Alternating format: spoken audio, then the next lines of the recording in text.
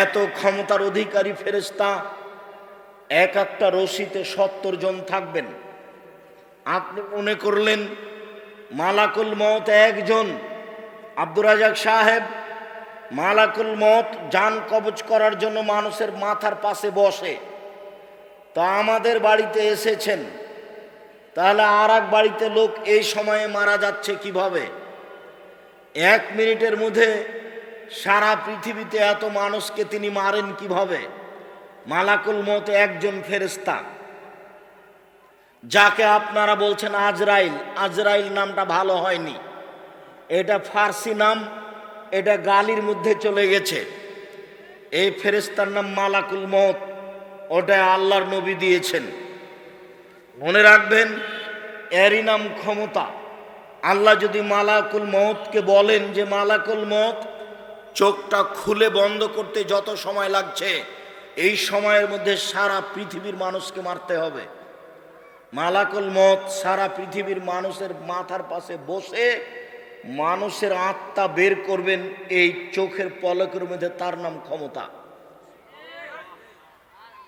আপনি তার কাজকে নিজের মতো বুঝলে হবে না, আল্লাহর কাজকে আল্লাহর ক্ষমতার মতো বুঝতে হবে, তাহলে এটা সহজ হবে।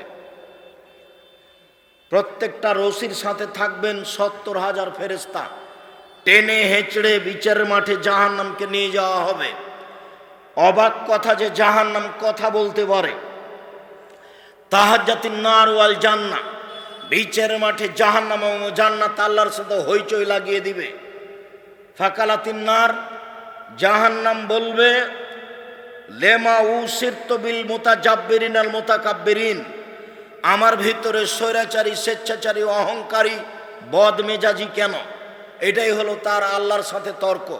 আল্লাহ, আমার ভিতরে স্বৈরাচারী, স্বেচ্ছাচারী, অহংকারী, বদমেজাজি কেন?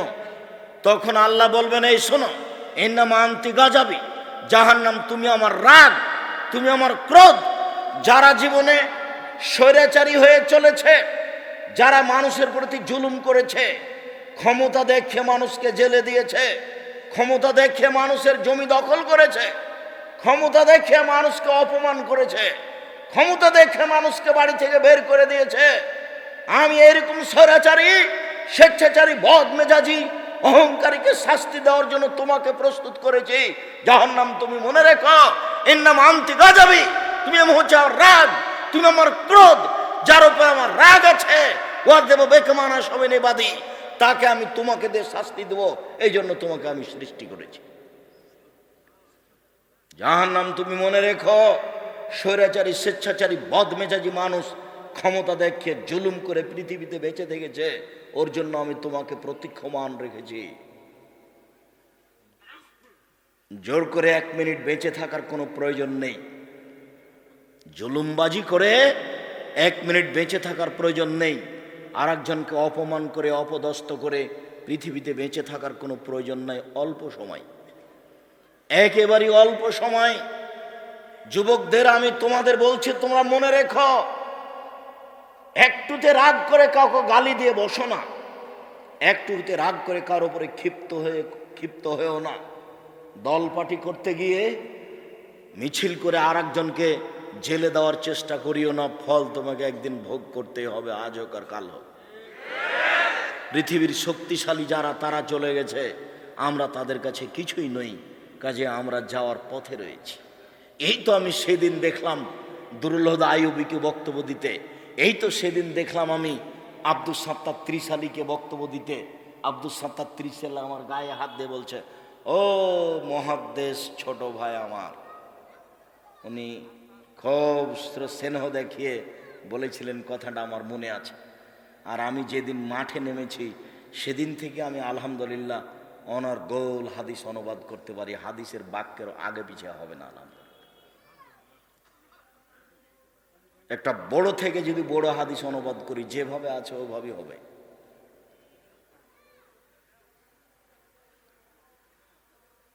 আমি দেখলাম এই তো আবু তাহের বর্ধমানীকে বক্তব্য দিতে, আমি দেখলাম আব্দুর রব খুলনাকে বক্তব্য দিতে, তারা চলে গেছে। আপনার আত্মীয় স্বজন চলে গেছেন। অল্প সময় নিয়ে এত ক্ষমতা দেখিয়ে মানুষের প্রতি জুলুম নির্যাতন করে সময় কাটাতে হবে না। জাহান্নামকে এরকম মানুষের জন্য প্রস্তুত করা হয়েছে। জাহান্নাম কথা বলতে পারে, তর্ক লাগিয়ে দিচ্ছে।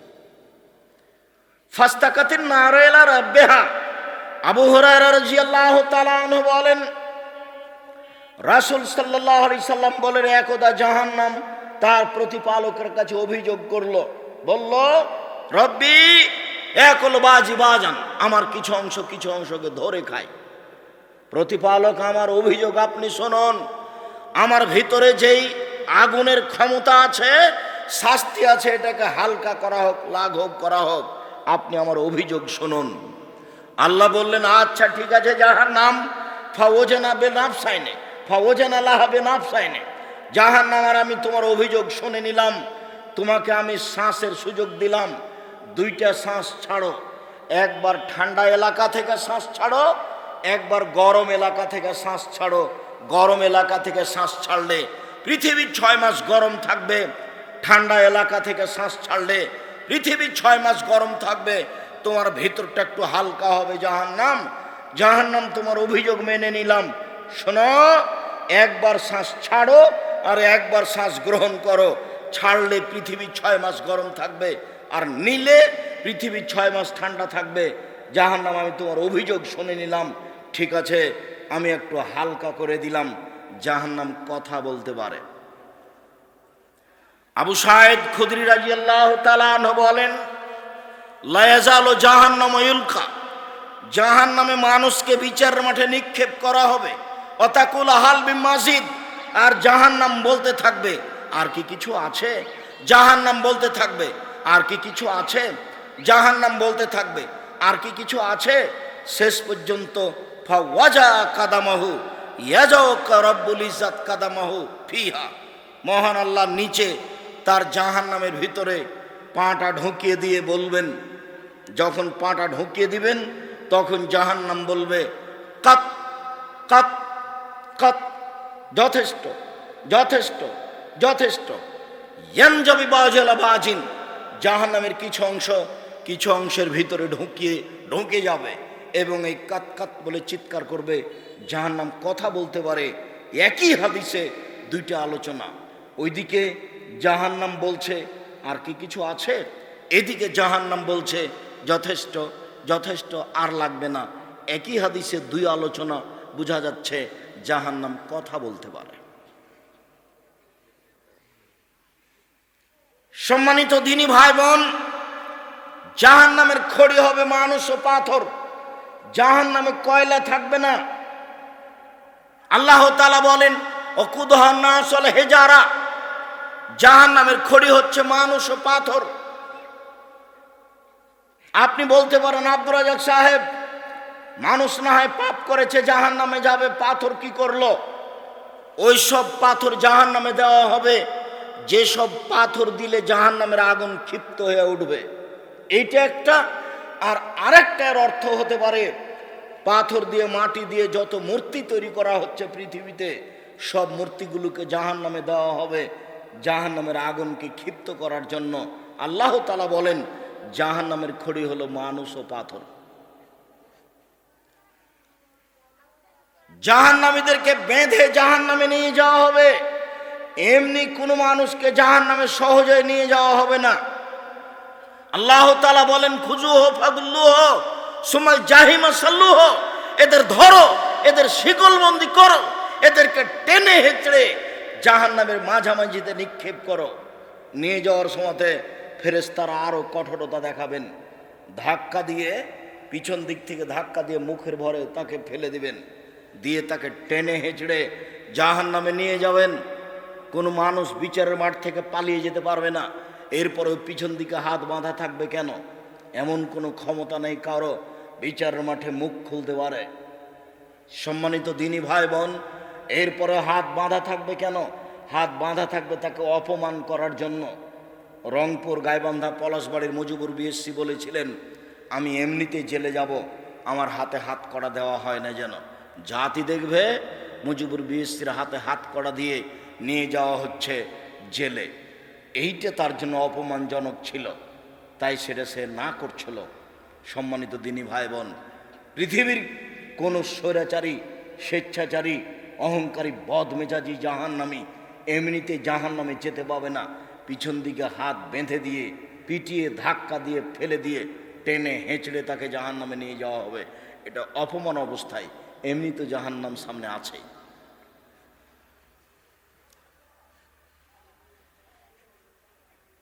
বিচারের মাঠে জাহান্নামীকে সরাসরি অপরাধী প্রমাণ করা হবে না, তাকে জাহান্নামী প্রমাণ করেই জাহান্নামে নিয়ে যাওয়া হবে।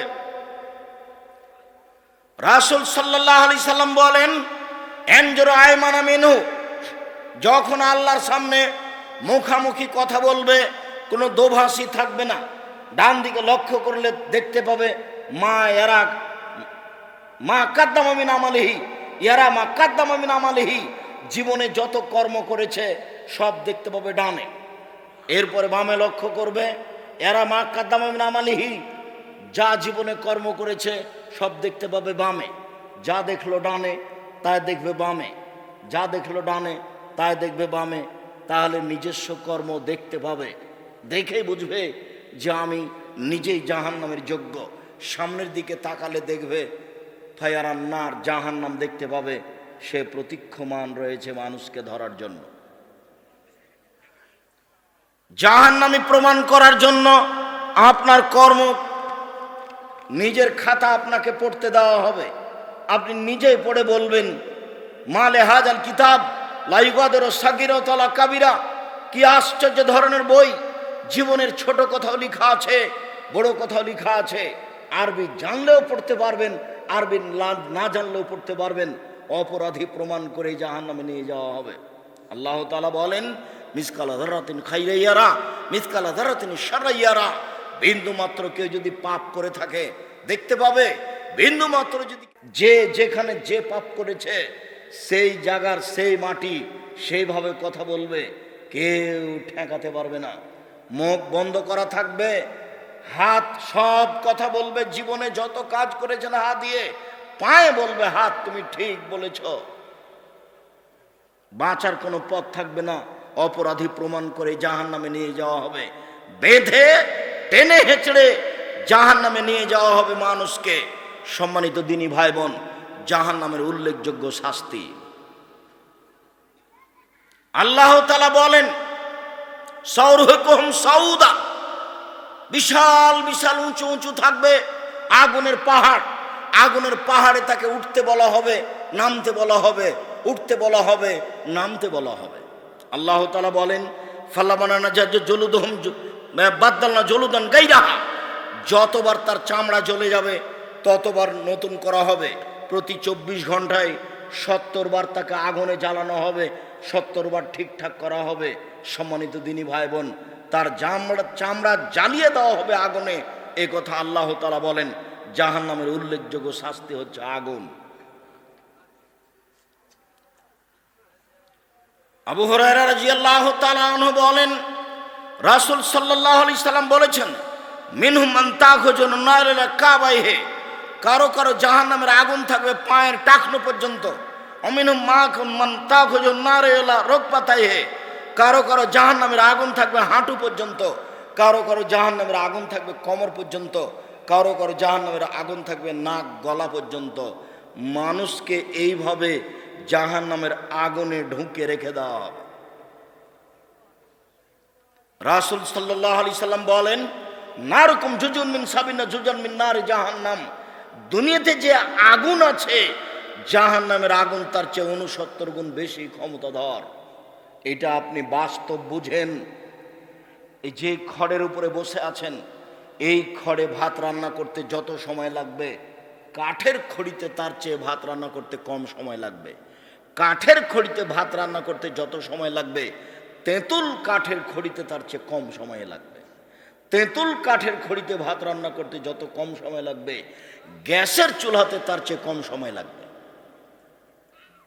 কেরোসিন তেলের চুলাতে তার চেয়ে বেশি সময় লাগবে। তার মানে ওর ক্ষমতা কম। মানুষের সামনেই আগুনের ক্ষমতা কম হবে, সেটা মানুষ দেখতে পাচ্ছে। অতএব এটা বুঝতে হবে যে আল্লাহ যে আগুন দিয়ে মানুষকে জ্বালাবেন, সে আগুনের ক্ষমতা এই পৃথিবীর আগুনের চেয়ে 69 গুণ বেশি। এটা আল্লাহ করে দিয়েছে। জাহান্নামের উল্লেখযোগ্য শাস্তি হচ্ছে জাক্কুম গাছ। পানির আগুনের ভিতর থেকে জাক্কুম গাছ গজে উঠবে, পানির ভিতর থেকে ঘাস গজায়। পাশে তো আপনাদের কোনো নদী নেই, আমাদের বাড়ির 3 দিকে নদী। আমরা দেখেছি যে যখন বন্যা চলে যায় কিছুদিন পরে 5 হাত 10 হাত পানি আছে, একবারে নিজে থেকে ঘাস গজিয়ে উপরে এসে পানির উপরে ভাসছে।